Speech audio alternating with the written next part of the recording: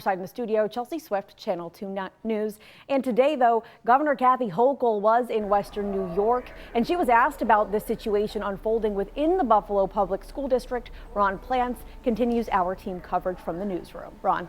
Well, Chelsea, we heard last week from a spokesperson that the state education department was, quote, monitoring the situation with the Buffalo schools following the superintendent's sudden resignation and the various sexual harassment allegations. But this was the first chance to hear directly from the governor on this subject. Now, since state taxpayers provide the vast majority of funding for the Buffalo's school district's $1.4 billion state budget, over $900 million from the state, we wanted to know how Governor Hochul viewed the district's issues with the various accusations and those investigations, and of course, even the projected $80 million structural deficit for the district. Obviously, Hochul says she cannot accept at all the sexual harassment allegations affecting the former superintendent and a current board member. But when it comes to any actual state involvement over the district with its independently elected board, the governor would not commit to going there with strong involvement, just mentioning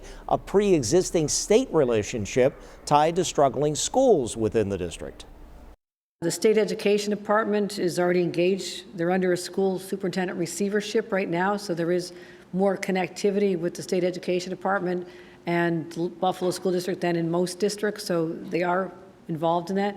In terms of any thought of a takeover, that has to happen from approval from the legislature. That can't happen by just a dictate, and I don't know that it warrants that. But these allegations are deeply concerning. They must be investigated. There has to be full transparency. So the governor there seemingly throwing this back in the hands of the state legislature without agreeing to any kind of takeover from her perspective. We do know that State Assembly member and State Senate candidate Jonathan Rivera has called for greater state ed involvement and even wanted the school board to delay filling that vacancy.